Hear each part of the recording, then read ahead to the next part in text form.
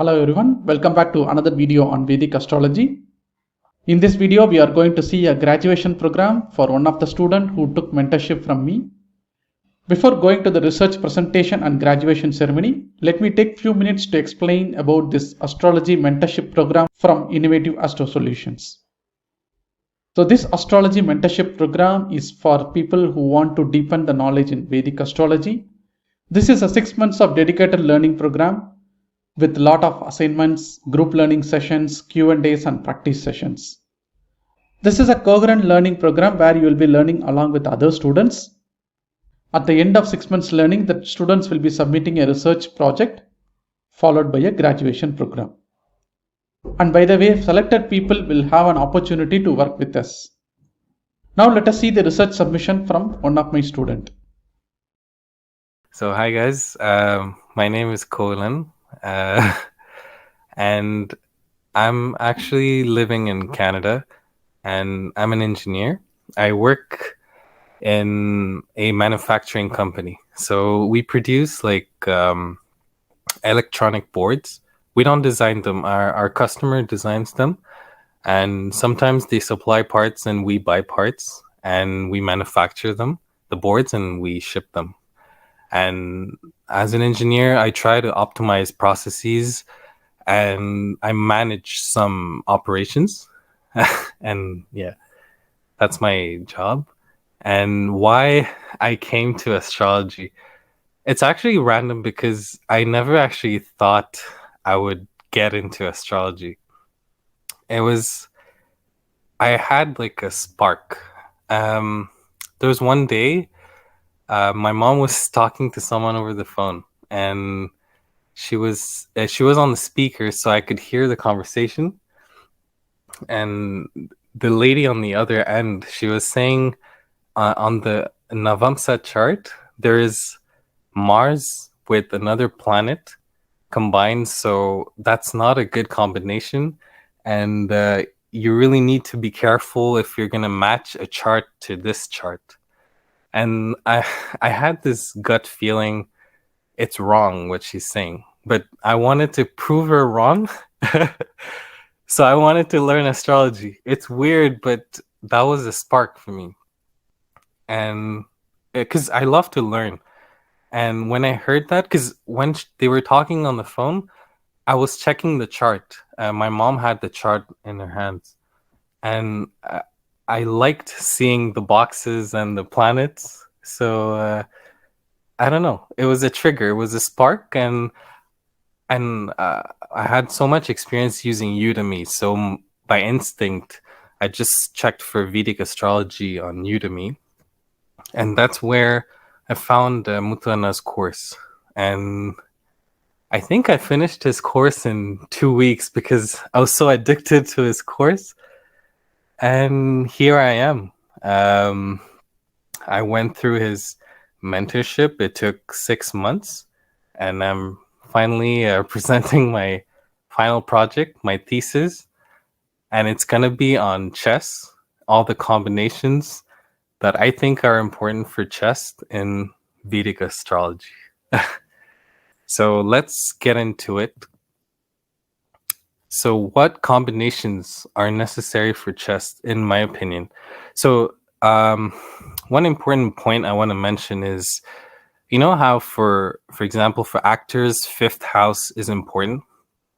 And let's say business, lagna or 2nd house is important. Even for astrology, 8th house is important. We can't say that same, we can't apply that same ideology for chess. I feel like chess, it's like traits, it's like characteristics. So you need to have certain characteristics to be good at chess. So in that logic, I've displayed here all the planets that are necessary for chess, all the houses and lords that I think are important, and all the signs that are important. And so in terms of the planets, I've ordered them by importance. And I know it's weird to see Saturn and Mars first, because even when I started the project, I thought Mercury should be first, to be honest.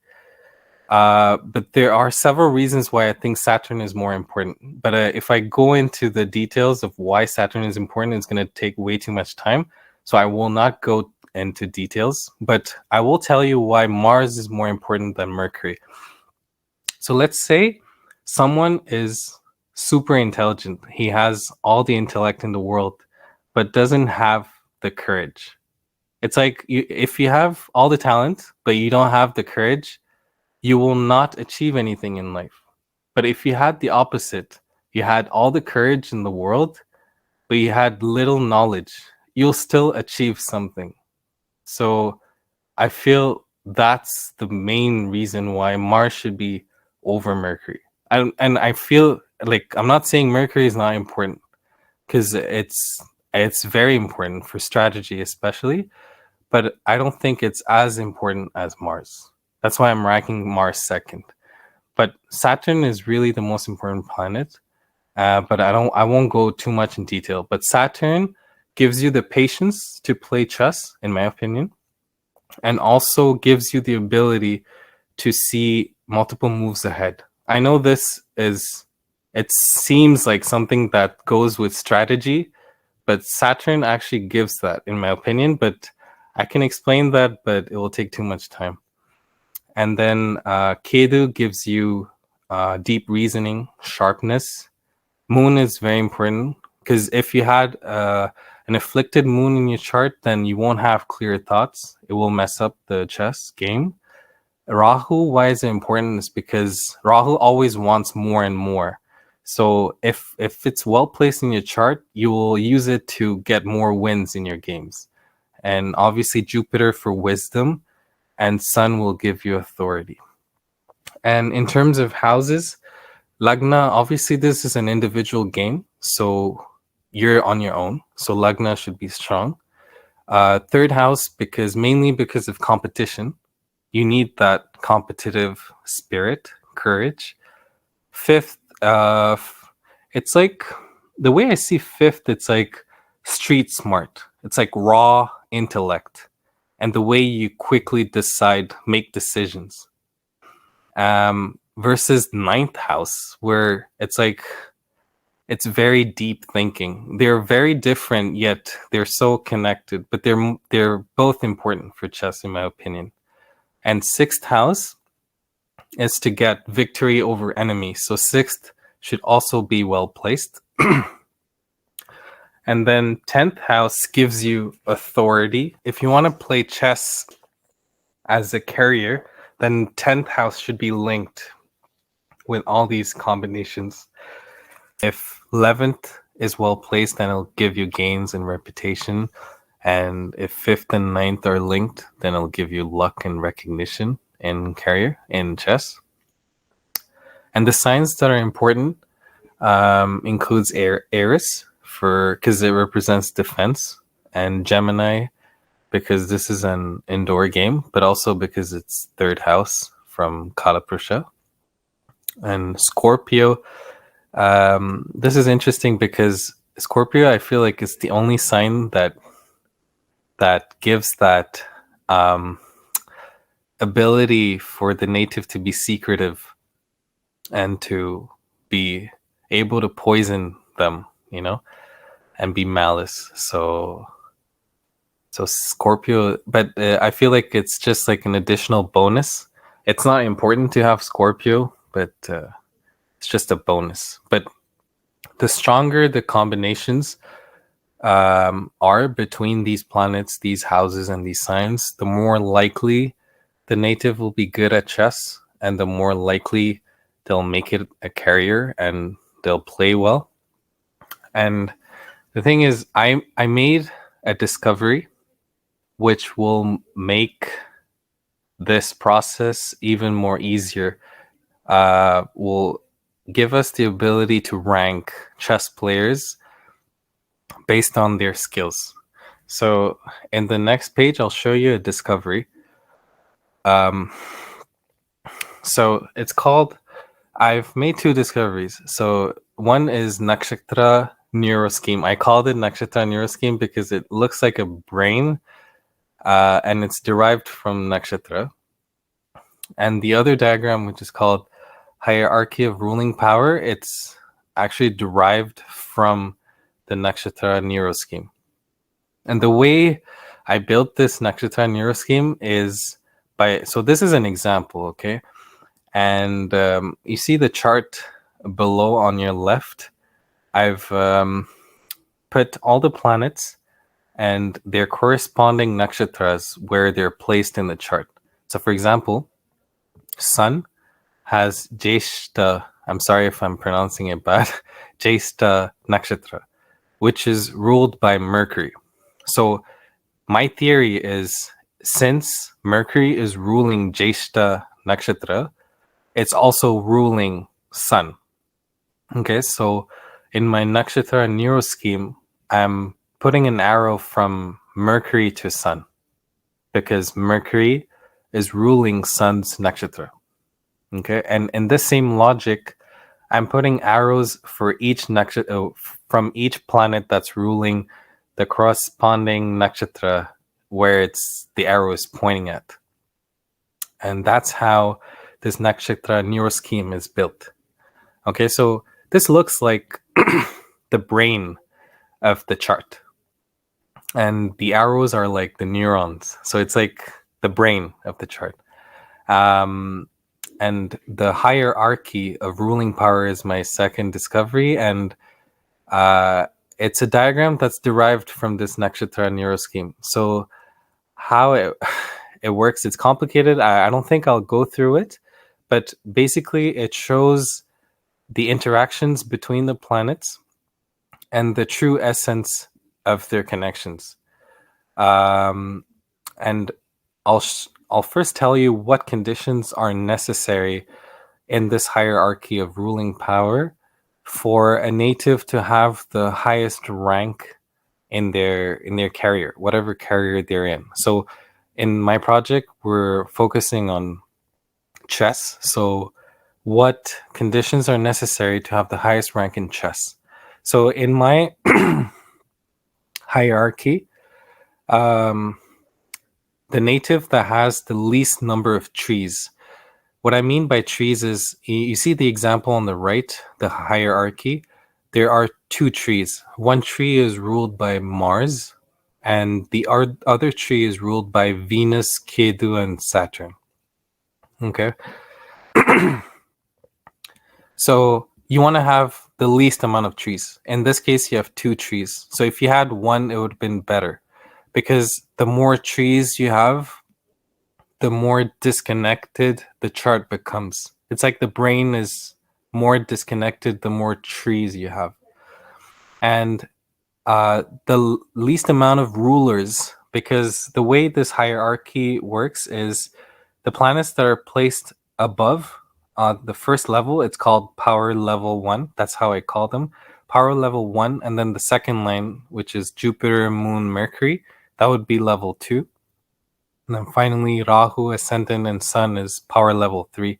So you want the least amount of rulers in the first level because the way I see it is the more rulers you have, the more chaotic the chart becomes. So you want the less rulers. I'm sorry. Okay. And you also want the most crucial planets to be ruling that first level. So let's say, so in our case, we're looking at chess. So for chess, whichever planets are most important should be ruling the first level. This way you'll have the highest rank. I know it's a lot, I'm sorry, but you'll understand as we're going through examples. And the nature of the first planets will determine the tendencies of the chart, basically the tendencies of the native. So in the following page, I'll actually show like how this hierarchy is built, but that's not the focus of our presentation. And then after that, I'll show different charts where we'll apply we'll see the combinations in each native's charts, plus we'll see the hierarchy and determine how we decide the rank should be. Okay, so here I explained a bit how the HRP hierarchy is built. So to be in the first level, there's two ways to be there. Either the planet is ruling itself, or there are multiple planets that are being ruled in a cyclic fashion. So what I mean by that is on your left in the Nakshatra Nero scheme, you see how Mars is starting an arrow from itself and then ending it back to itself. So Mars is ruling itself. So this would correspond to the condition in step 1. So Mars would correspond to level 1. And in the same way, the second condition, the cyclic ruling, would be corresponding to Venus, Ketu, and Saturn. You see how the arrow starts from Venus, goes to Ketu, and then Ketu starts an arrow, goes to Saturn, and then an arrow starts from Saturn, goes back to Venus. So it's like Venus, Ketu, and Saturn, they're ruling each other in a cyclic fashion. So that also corresponds to the condition in step 1. So they would, both Mars and Venus, Ketu, and Saturn would belong to power level 1. Okay, I'm not going to go further into this, but this is the basis of this hierarchy. Okay, so I'm going to show multiple charts, and I'll show their corresponding hierarchy. And then we'll see why their current rank in chess makes sense. Because the goal of this project, because the main reason, why I chose chess is because chess is one of the fewest carriers who actually rank the people who are working. So chess, they rank the players, right? It's one of the few carriers that rank people. So that's why I chose chess. And it'll be easy for me to prove my theory. So my first example, my first chart is of Garry Kasparov. He's actually ranked 2nd in the world. He's from Russia. And this is his chart. And on the right top, we see the brain of the chart and the hierarchy. So we're going to see first some combinations in his chart, and then we'll see his tree. Okay. So like I mentioned, Scorpio. In his chart, Moon and Ascendant are placed in Scorpio. And I mentioned it's a bonus, but it's still something that's very good to have, right? What I really love about this chart is the fact that 3rd house, 5th house, and 9th house are so powerful and so interconnected between each other. So Saturn is placed in 3rd house with Ketu, and Saturn is aspecting 5th house and also 9th house. And look how Saturn and Mars are in mutual aspect. And again, in my opinion, Saturn and Mars are the most important planets for chess.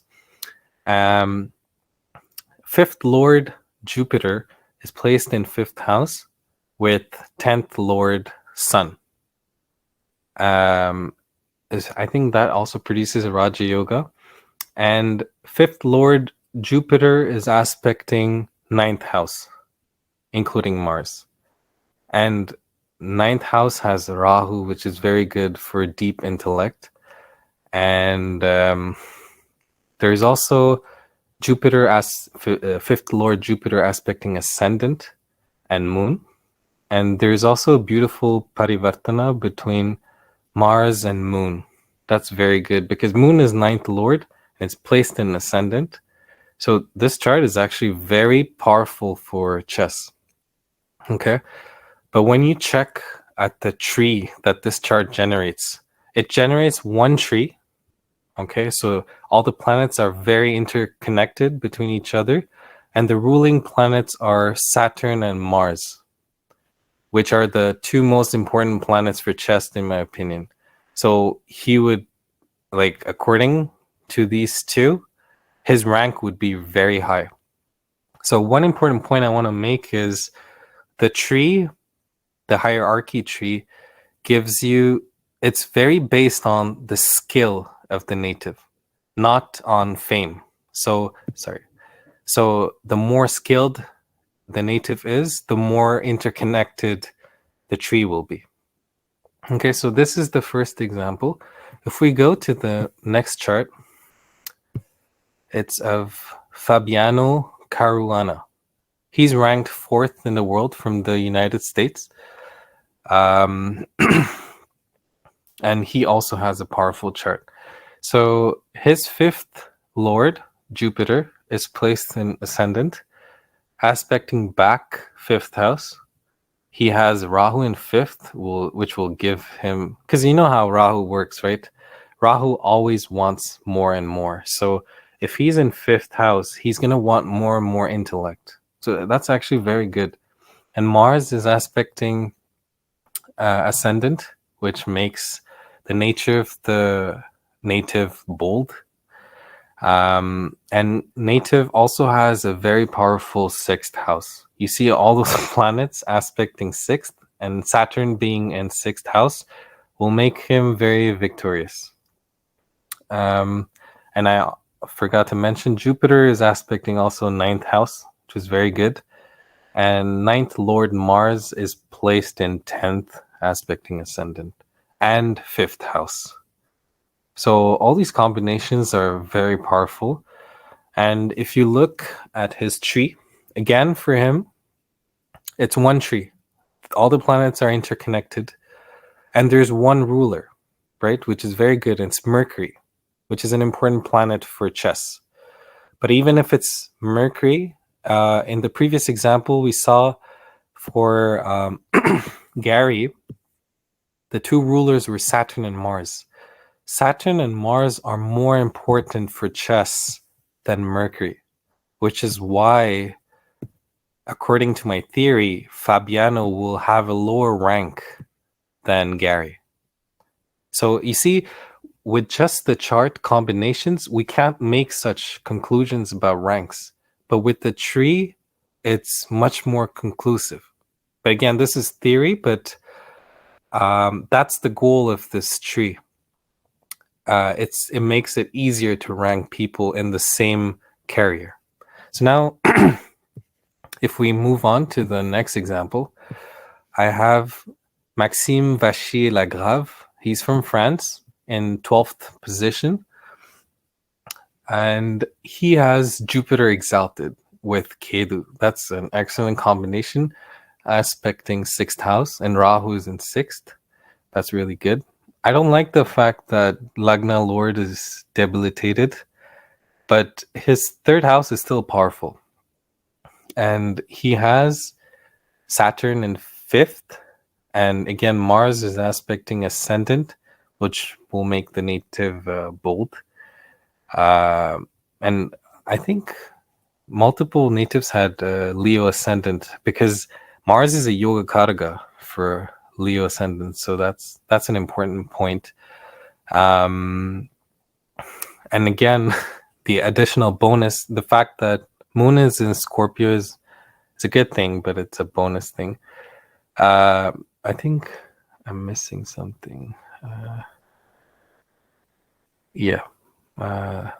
And Jupiter is aspecting Moon, so it'll be good for his mind.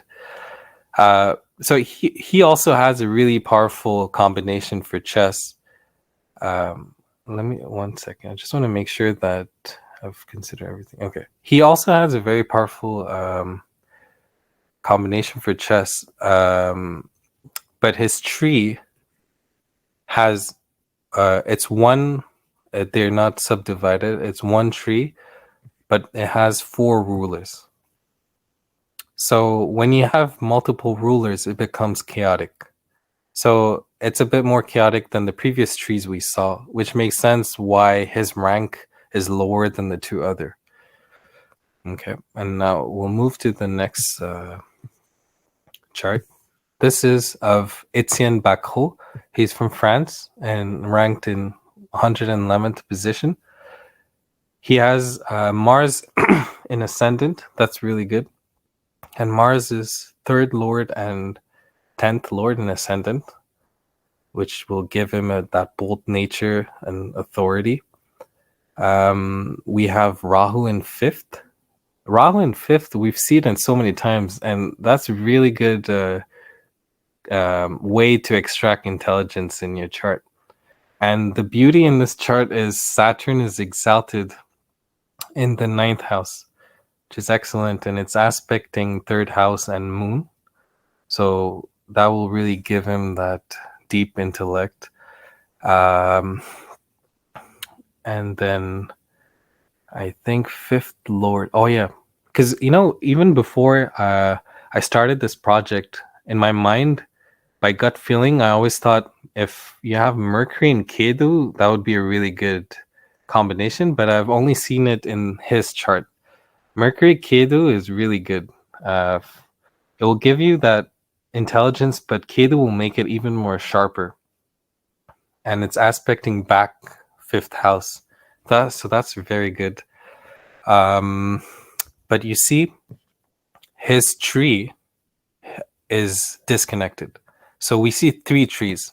One tree ruled by Sun, and then another ruled by Ketu, and finally one by Rahu. But the thing is, even though they're disconnected, the 3rd tree is ruled by Rahu, which is very well placed in this chart. And Rahu's tree is very connected, which explains why even though his ranking is lower than the previous charts, it still gives him an edge. Even though they're disconnected, they're multiple trees, because his combinations in his chart are good, he is ranked high, right?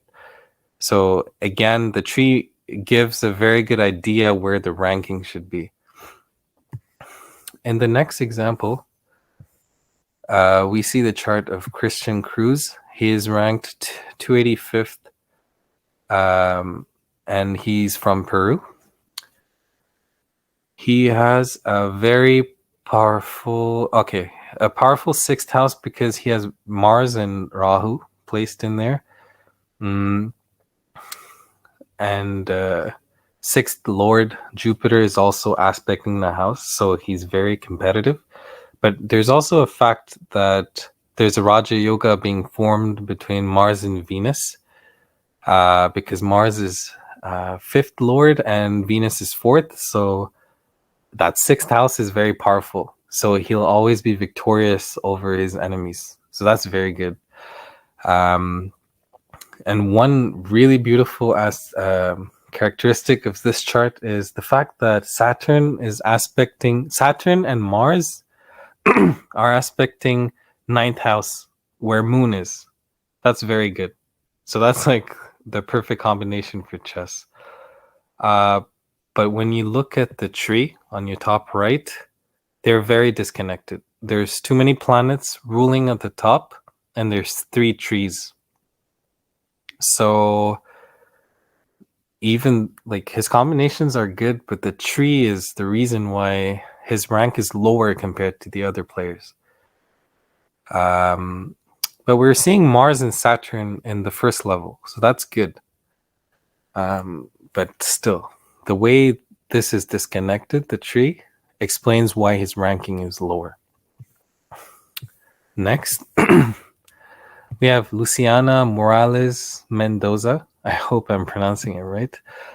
She's ranked 24,548 from Peru. I really didn't like her combinations. It wasn't as good as the previous charts. Her 5th Lord Mars is with Rahu in 9th. That's really good. And then in 3rd, there's Ketu. That's good. Saturn is placed in 6th with Mercury. And 3rd Lord, yeah, that's fine. And yeah, it's good. And Saturn is aspecting Moon. That's good, but it's not as good as the previous charts. I don't see the deep level of connections we've seen in the previous charts in this chart, but it's still good. But because when you see the tree on your right, she actually has 2 trees. We've seen plenty of examples where They had 3 trees, but they were ranked higher. In this case, the combinations in her chart weren't as strong, but her tree is good. But the thing is, even if you check the first level, she has Moon and Jupiter, which is not very... That's not what I want for chess, though. Maybe for another carrier, it would be ideal. In this case, I would prefer to have... Maybe if she had Saturn, Mars at the top, it would have helped in her ranking. So this explains why her ranking is lower than the previous candidates. And my final example is from Melissa Giblin. She is from Canada, ranked in 222,334th position. In her chart, I like the Ketu placed in ascendant. That's good. It'll give you that sharp mindset. I don't like the fact that Saturn is debilitated, but there's that mutual aspect between Saturn and Mars. That's really good. Mars, I think Mars is aspecting ascendant. That's very good. And it's also aspecting 5th house. So it'll give you that bold intelligence. And then 6th, Saturn is aspecting 6th house, and then 6th Lord Mercury is with Sun. So it'll give you that strong, victorious intellect. But in this chart, I really like the Saturn-Mars mutual aspect. But see how the 9th Lord, that's fine. 7th, Moon, Venus. 5th Lord Venus placed in 8th. I don't know if that's good. Anyways, she has some combinations to play chess, but if you look at the tree on the right, there's too many rulers on the first level. That will make the chart way too chaotic. And again, this explains why the ranking is so low. And yep. So we've reached at the conclusion. I hope you enjoyed this theory. I know I was not supposed to make a discovery. It was an accident, actually. I was looking into it. I was checking the nakshatras. I had this idea, and that's when I thought, okay, I should try it on chess, and I chose chess as a topic. And I hope my NNS and HRP will be used in other carriers as well, and in future research in Vedic astrology. I hope so. And yeah, thank you for listening. I don't know if Mutana, you want to add something, but I don't have anything to add, but it's a wonderful presentation, Kohulen. Thanks for sharing with us. yes, So thank now you. I will open this for Q&A. For maybe from 10-15 minutes, we can have a Q&A. Yes, of course.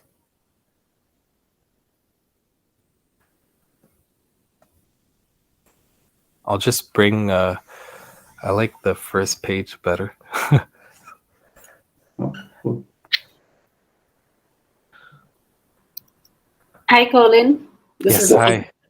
Hey, wonderful. That's a superb presentation. Thank you so much. And it's just amazing to see how much insight you got into this particular career and your research and all. I'm sure it has, very good potential to be used in future. Thank you. Thank you so much.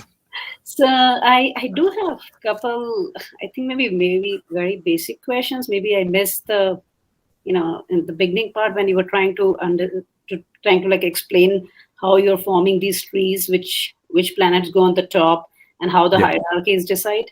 Yeah. The very basic thing I could not understand, that what is the basis of putting those planets on the top?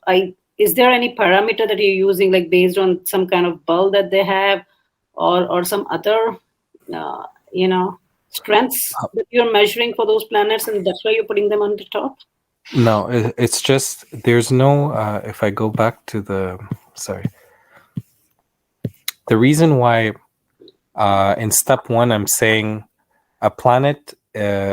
The only way you can go to level 1 is either if a planet is ruling itself or it's being ruled in a cycle, is because in this way, in this fashion, there's no other planets ruling that planet.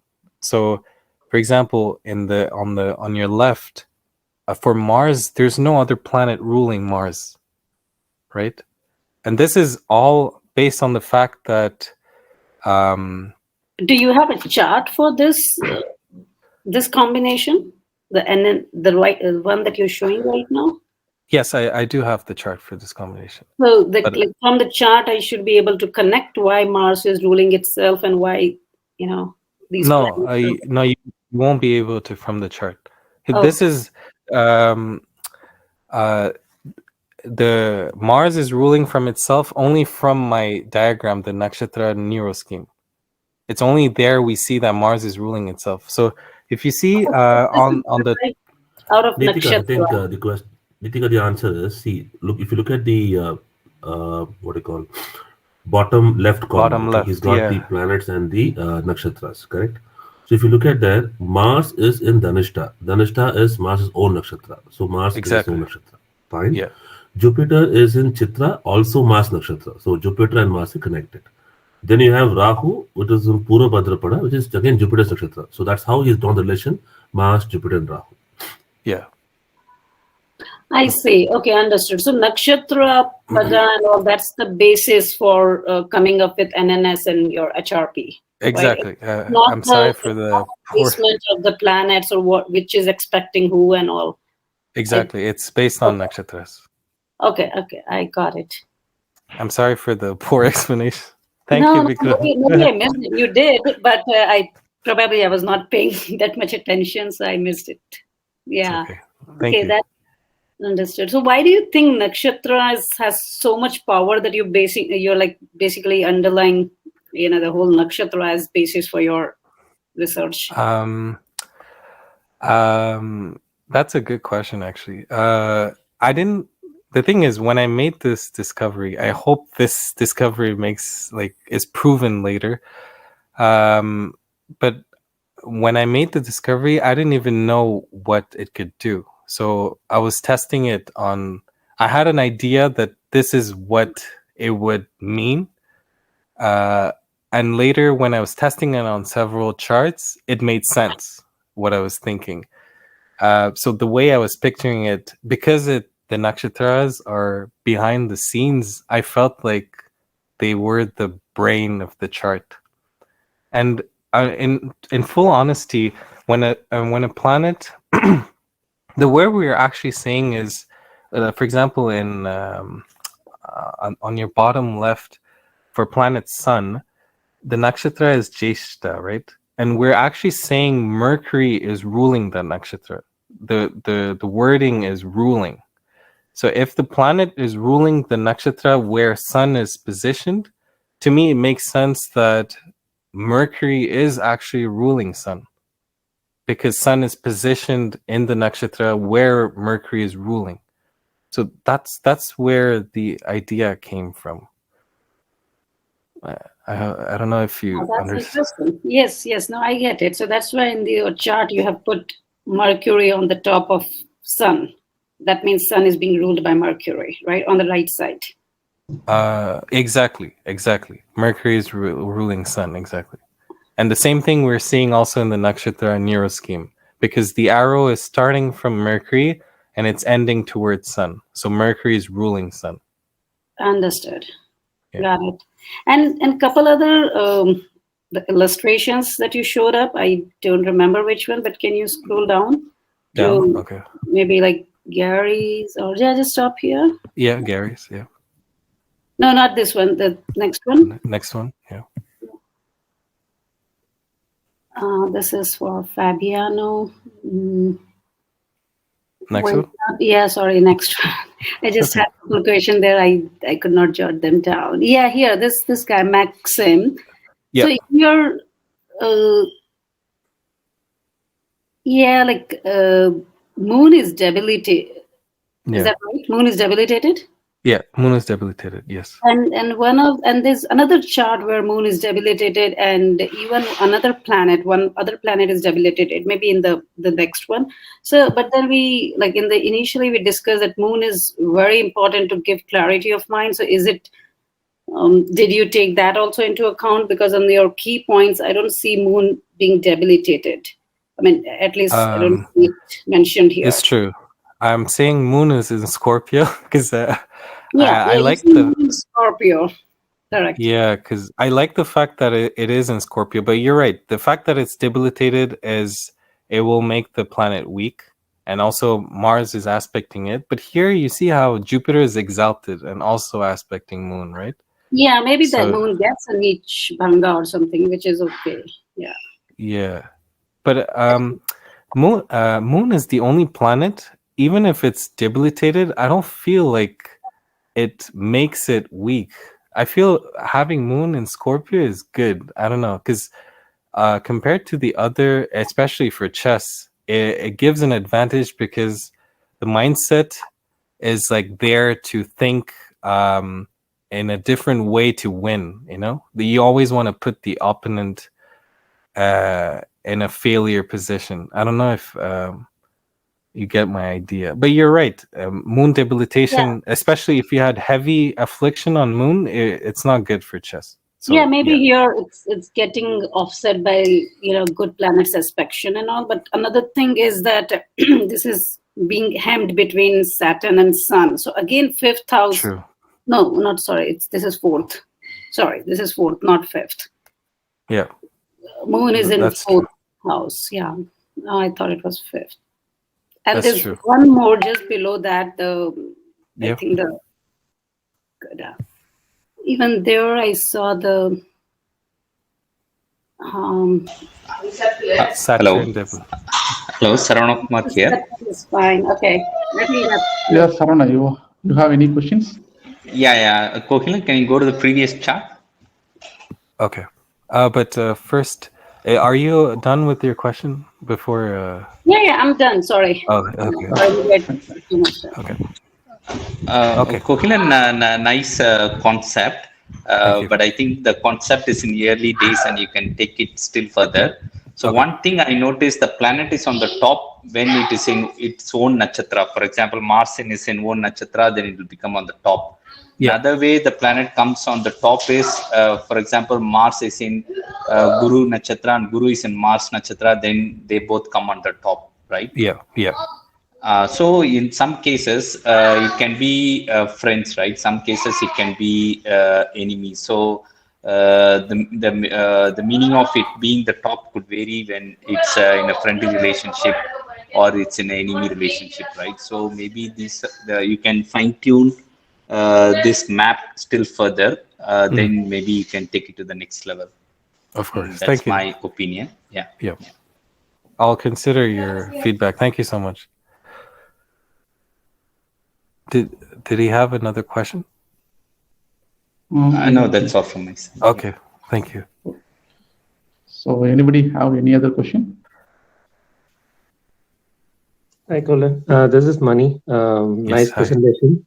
Thank you. The only suggestion from my side is we can increase the predictions if you can assess all the top 10 chess players and see if your chart predicts all the top 10 or top 50 kind of thing, so that instead of worrying about the players who are way down the ranking line, which anyway they don't have that much potential to reach to the top. If we can assess all the people on the top, I think we will get some kind of clarity on where this is heading towards. I agree, because I wanted to show the versatility, right, for this presentation, because it's the first time I'm showing this concept, right? So I wanted to show the whole spectrum, but this is not done yet. In the future, I'm planning to test on different carriers, and like you said, it's best to test top 50, but there aren't many carriers that show their ranks, right? So chess is one of the few. But I'm definitely going to test more. So that's for sure in the works in the upcoming future. But yeah, thank you. Thanks.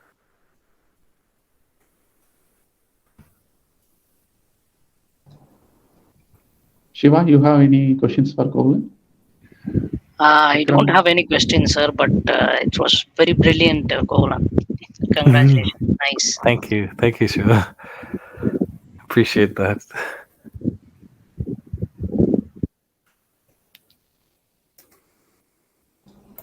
Excellent presentation, Kohulen. Super.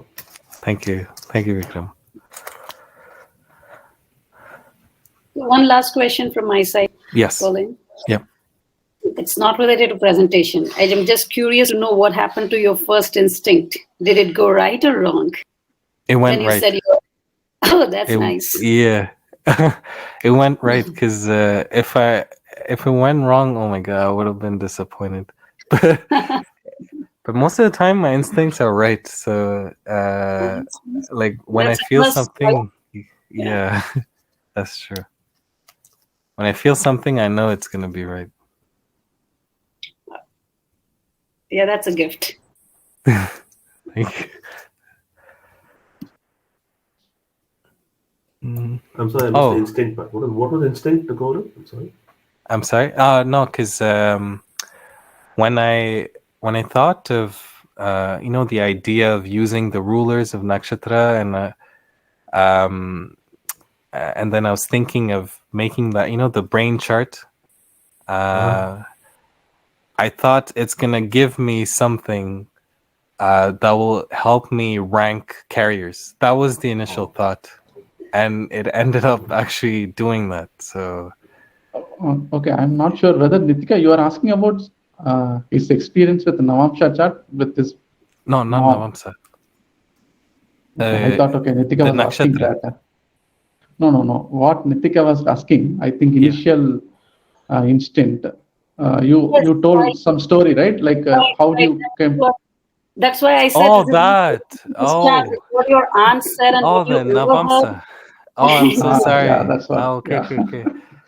That I never actually went back. I never went back. Right? You took that as a challenge to prove them wrong. The thing is, I automatically, because after I learned astrology, I knew what she was saying was false. You can't make any predictions with Navamsa, right?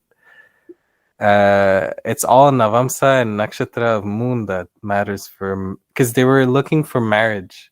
So I don't even know why they were looking for Navamsa. Oh. You see my point? Yeah. Right. Yeah, there is actually some procedure to look into Navamsa. People used to see Navamsa for marriage predictions actually. But I don't see the point though. I don't know why she was so focused on Mars combined with I forgot which planet, and she said you have to be careful with that. But I don't know why. Yeah. So to me, it was an easy deflection. Sure. I'm sorry, I missed. Yeah, hi. You can also try to find like the Dasa Bhukti into this picture, where when a particular player kind of reaches his or her peak performance, you can kind of correlate that with the top three planets which are ruling the tree. So whether in that Dasa Bhukti, whether they're reaching the top performance, you can analyze that as well. I actually have something really interesting to share, but I'll share at the end of this, after the presentation, because you mentioned Dasa Bhukti, and I have actually something to share about that. But after the presentation, Yes, sir. Okay, cool. So before I hand over the certificates, I have some few general questions to you. Yeah. Like you joined mentorship program with me, right? So before joining that, what was your expectation? And after joining, did I meet your expectation? Like what you like most? So those, if you can share, that would be really helpful. Honestly, I joined the mentorship because I wanted to learn more, but I didn't know what to expect. I didn't know there was 12 houses, for example, or no, I knew that, but I didn't know we had to go through like 12 chapters, of each houses. So I didn't expect that. And it's not, towards the end, I'm realizing that there's so much more to learn. So, but it inspired me to learn more. So, but to be honest, when I started the mentorship, I didn't expect that I would learn this much in 6 months. That was complete impossibility for me. Like, that was my thought. Even now, I can't believe I've learned this much in 6 months. So, and I feel that's thanks to you. I don't think it would have been possible without you, Muthu. So I really feel lucky to have joined this mentorship. Yeah, honestly. Thank you. So we had many sessions, right? Group sessions we have guest speaker sessions. So what specific aspect of this program you like? I really liked the Q&A sessions because in every Q&A, we see different charts, and we all have like 5-10 minutes to see the charts. So for me, it's always stressful because at the beginning, especially because I want to see everything. That's how I think. So I check all the combinations, and then when everyone starts speaking, I'm like, oh my God, I missed this, I missed that. And so it's so beneficial, even though the Q&A is like an hour, maybe 2 hours, but we learn so much because everyone is contributing in one chart. So that's why I think, and my top list, I would put Q&A, and then the monthly sessions are also very beneficial. So during the 6 months, we had a lot of speakers, which is because we don't want to be in a closed group, right? So each time, every month, we have a guest speaker. We're opening ourselves to different doors. So we're not closed. So I felt like I'm learning from everywhere. So I felt that was very good for me. And we also had monthly sessions from you too, Muthu. So those were also very beneficial for me. But I think there's nothing that can top the Q&A sessions. I learned so much through that because of my group, because of Vikram, Shiva, Gautam, everyone in the group contributed, and Muthu, of course. So yeah. Thank you. Like, if you are to mentor in future, if you think about mentorship, like what would you like to add to this program? I'm just trying to learn from you, like anything that can be improved or that can be added to this group of people. Anything you can think of? That's a very interesting question. I'm just thinking because I think it's very important that everyone who graduates from this academy stays in the academy because it's by using all the graduates that we can build a bigger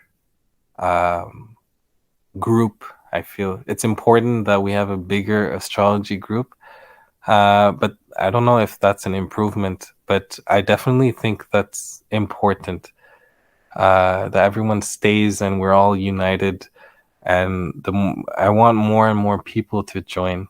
But in terms of the curriculum, I really don't have any changes to suggest because first of all, I really think that the members in the group are key, because if the members are, because I was very lucky to have a group that was very energetic, and Shiva and Vikram, they were always providing charts. I don't know how they're getting charts, but they always have charts. So the group is always, it's the most important part of the learning. So if all the graduates, they're staying, it will make the learning very beneficial for future students. So that's the only suggestion. Okay, great. So one last, any advice for astrology learners, like any particular strategy you followed that helped you much that you wanted to share with the new learners? There's no strategy, honestly. The reality is it's going to take a lot of time, so it's important to be patient. I remember when I first started, I was very impatient. I wanted to learn everything one shot. I wanted to know everything. That's the reality, and I was pressuring myself to learn because I really loved the subject. I'm really into astrology, but the harsh reality is it's going to take a lot of time. But 6 months, I thought 6 months would be so long, but it was actually quick. Now I feel like it's quick, but at the beginning it felt long. But I promise you, once you're towards the finish line, it will feel like it's not that long. But to be honest, I don't think I didn't have any trick. And to be honest, I didn't know anything about astrology before I started. Before I took Muthu Anna's Udemy course, I didn't know anything about astrology. So, and we went through a textbook. I think the key is to not fear and to question everything. Just question everything, because that's what I did. I questioned every single thing. And even now I have questions. So I keep asking. And if you're afraid, I don't think you can ever succeed in life. So you have to keep questioning everything. I think that's the trick I have. Yeah. Okay, nice, Kohulen. So you can stop your presentation. I can share my screen and show your certificate. Yep, 1 second. Okay, thank you, Kohulen, for completing on time and successfully completing this program. So all the best for all your future endeavors. I hope to see you more in the field of astrology and try to help more people who are in the need of help. And also, if you can teach this to others, that would be a great service to the society. Of course. Thank you so much, Anna. I know I will help as much people as I can, because that's my nature. I love to help. So I'll try my best. Thank you. Thank you. Thank you so much.